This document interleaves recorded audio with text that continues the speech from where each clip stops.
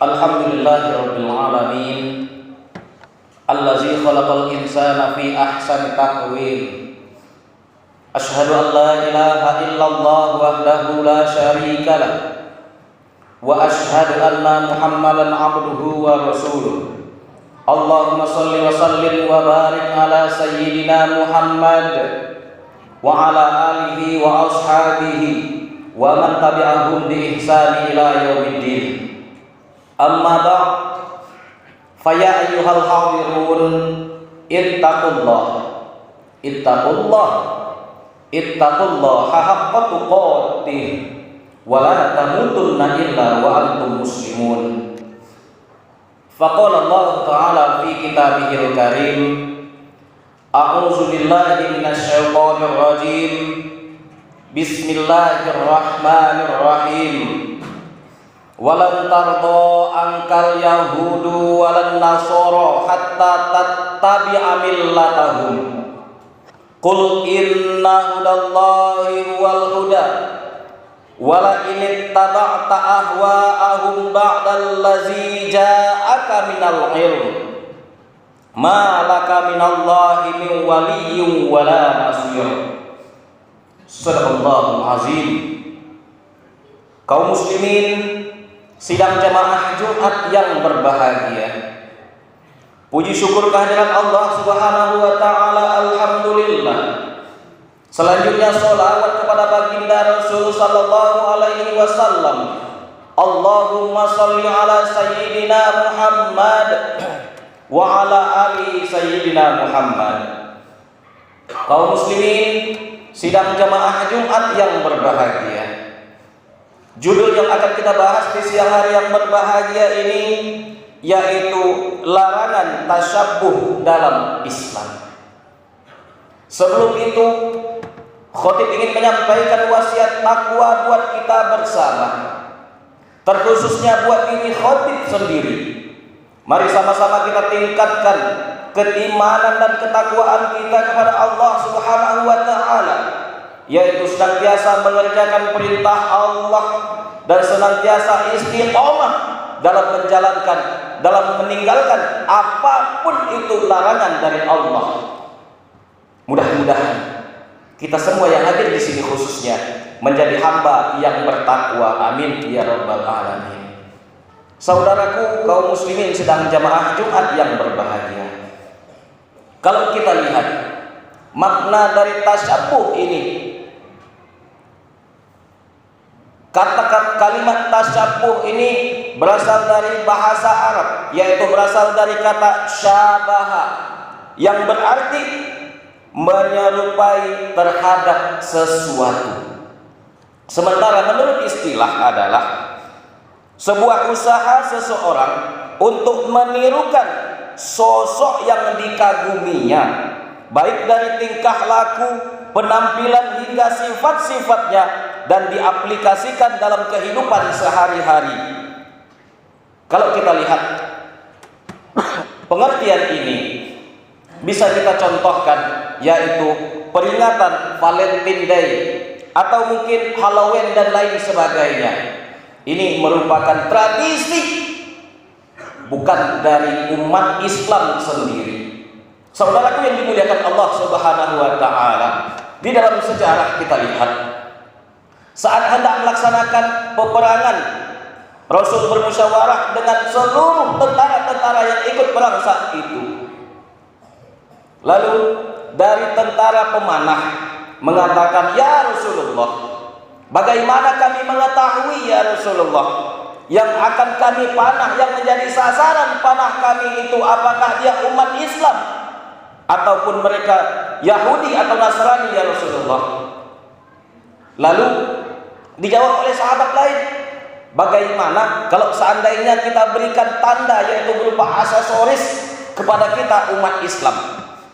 Disambung lagi oleh sahabat, "Ya Rasulullah, untuk memenangkan peperangan ini ya Rasulullah, bagaimana kalau seandainya dari kita masuk kepada kaum-kaum yang akan kita perangi itu ya Rasulullah, kita ikutin pakaiannya ya Rasulullah, kita ikutin tingkah laku dan penampilannya ya Rasulullah. Lalu Rasul sallallahu alaihi wasallam mengeluarkan segmen. Apa kata baginda Rasul sallallahu alaihi wasallam? Man tashabbaha biqaumin fahuwa minhum. Saudaraku yang dimuliakan Allah Subhanahu wa taala, inilah saran yang diberikan oleh para sahabat, yaitu untuk menyerupai orang-orang yang akan mereka berperangi. Namun Rasul sallallahu alaihi wasallam sangat-sangat tidak menginginkan hal itu.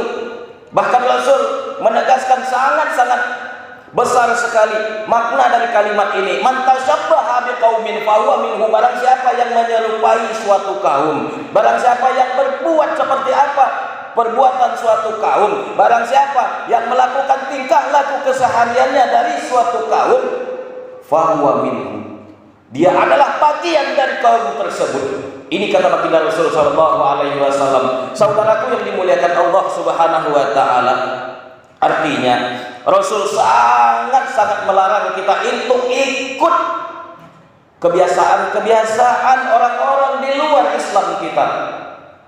Namun kita lihat saudaraku, mungkin fenomena ini terjadi di dalam rumah tangga kita.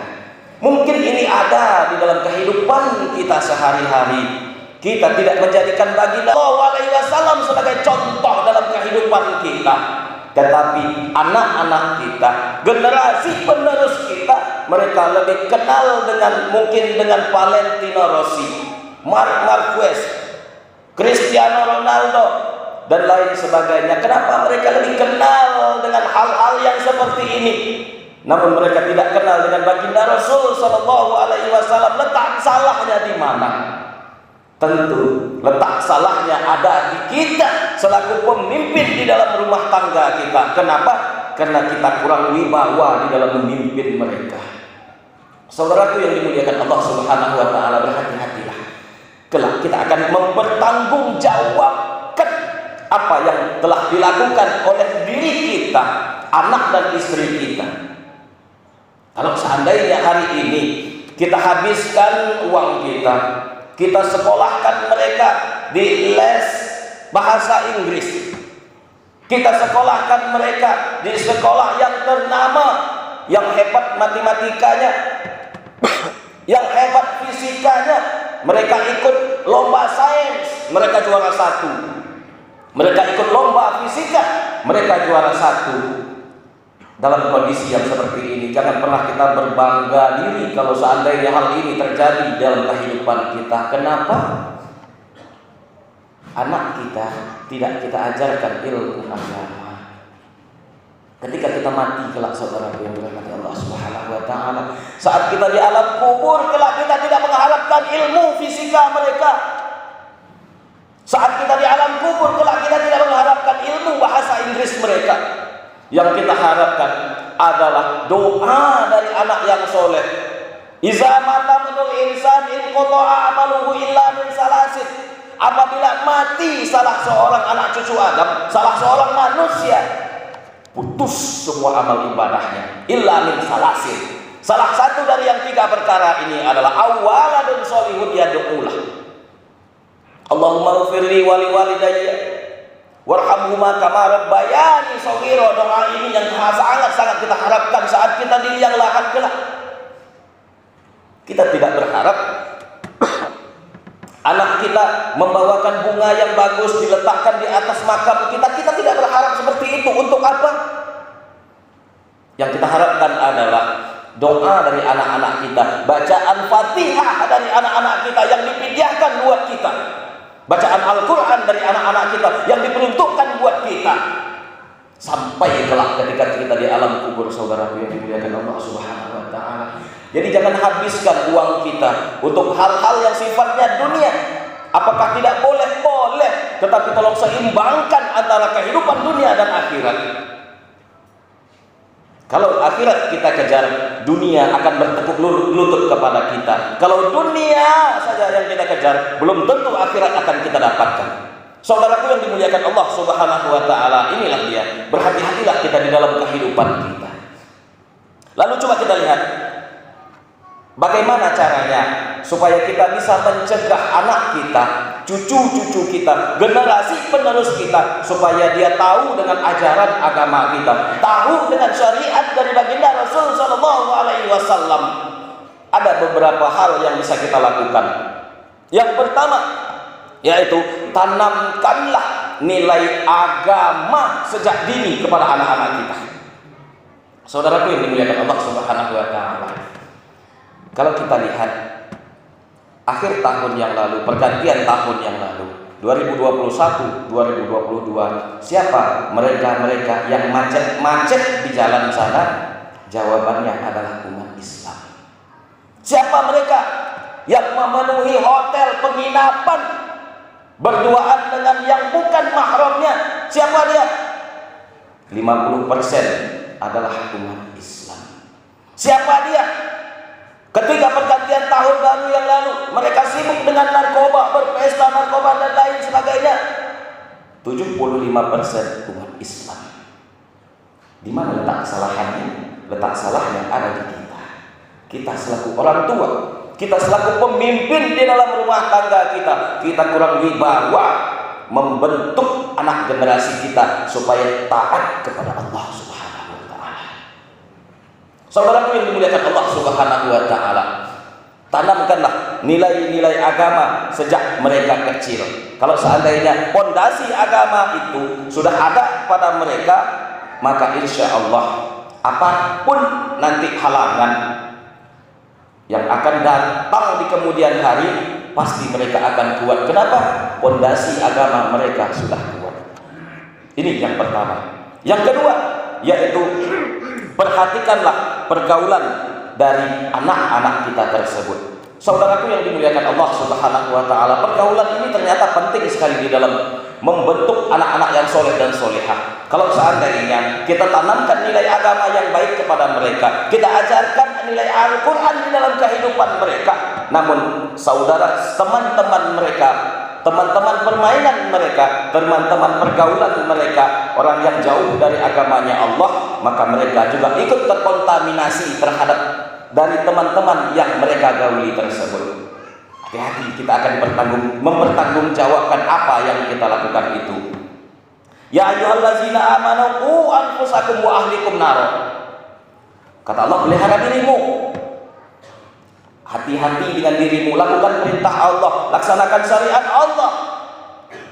Wa ahlikum, dan anak-anakmu, istri-istrimu, naro, dari api neraka. Saudaraku yang dimuliakan Allah Subhanahu wa taala, Allah akan memintakan pertanggungjawaban kepada kita.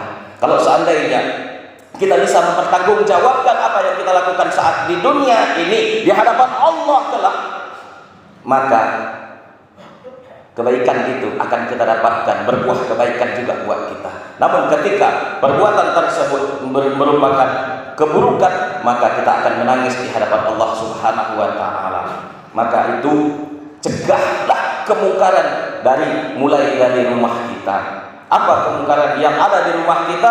Berhati-hatilah dengan anak gadis kita, berhati-hatilah, jagalah istri kita, jagalah cucu perempuan kita ketika mereka bangga keluar rumah dalam keadaan celana pendek, baju ketat, celana ketat, menampakkan lekuk-lekuk tubuhnya.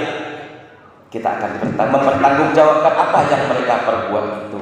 Jangan mereka banggakan bahwasanya rambut mereka bagus, tubuh mereka indah. Namun siksa Allah kelak akan menunggu kita saat di yaumil qiyamah. Siapa yang pertama sekali disiksa? Kita selaku kepala keluarga. Cegahlah dari rumah kita, insya Allah dia akan merentet besar-besar, dan mungkin negara kita juga akan baik. Ini yang kedua. Yang ketiga, yaitu berikan contoh yang baik kepada anak-anak kita. Tidak mungkin anak kita bisa berbuat baik kalau contoh tidak kita berikan. Tidak mungkin anak kita bisa berbuat baik sebaik-baiknya kalau kita tidak mencontohkan yang baik juga. Kalau kita suruh anak kita berbuat baik, kita suruh anak kita sholat jamaah di masjid, sementara kita duduk di rumah saat azan berkumandang, maka berhati-hatilah, kita tidak akan pernah bisa mendidik anak kita menjadi yang lebih baik. Saudaraku yang dimuliakan Allah Subhanahu wa taala, mungkin ini yang bisa Khatib sampaikan di kesempatan yang singkat ini. Mudah-mudahan ada manfaatnya buat kita bersama. Fa'tabiru ya ulil absar la'allakum tuflihun.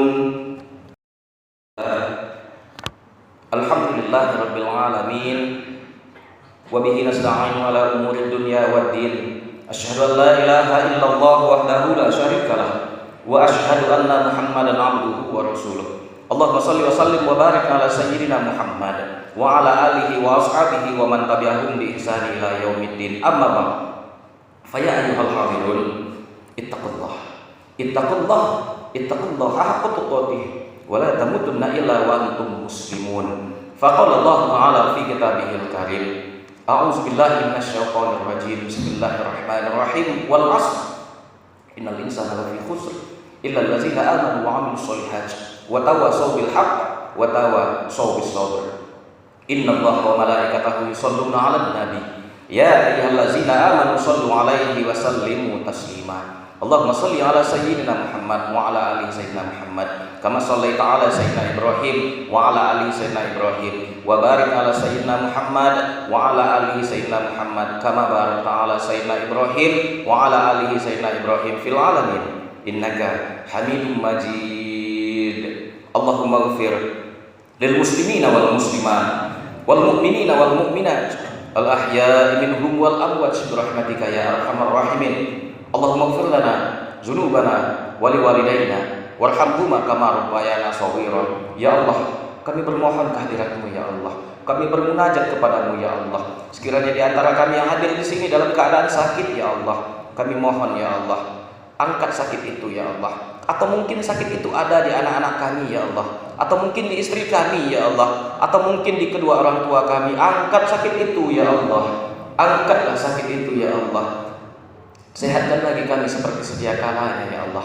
Ya Allah, kami bermohon kehadirat-Mu ya Allah. Sebentar lagi kami akan kedatangan tamu yang sangat agung ya Allah. Kami akan kedatangan tamu yang sangat mulia, yaitu bulan suci Ramadan ya Allah.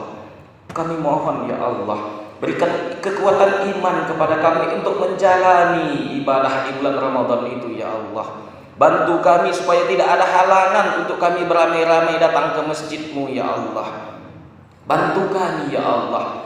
Saat ini ya Allah, kami sudah ditakut-takuti kembali oleh yang namanya virus corona ya Allah. Saat ini ya Allah, saat mendekati bulan suci Ramadan, tiba-tiba virus corona hadir kembali ya Allah. Datang lagi ya Allah, seolah-olah ini adalah perbuatan umat manusia ya Allah. Kami mohon ya Allah, sekiranya ini adalah perbuatan umat manusia ya Allah, siapapun itu ya Allah, berikan hidayah kepada mereka ya Allah. Berikan hidayah kepadanya ya Allah.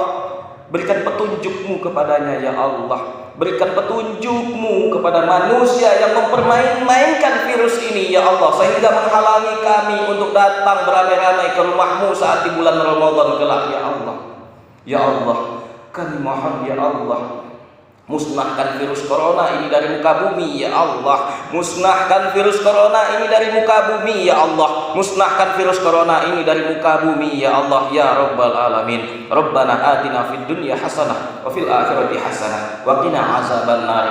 Ibadallah, innallaha ya'muru bil 'adli wal ihsan wa ita'i dzil qurba wa yanha 'anil fahsya'i wal munkari wal baghi ya'izukum la'allakum tadhakkarun. Wa la dzikrullahi akbar.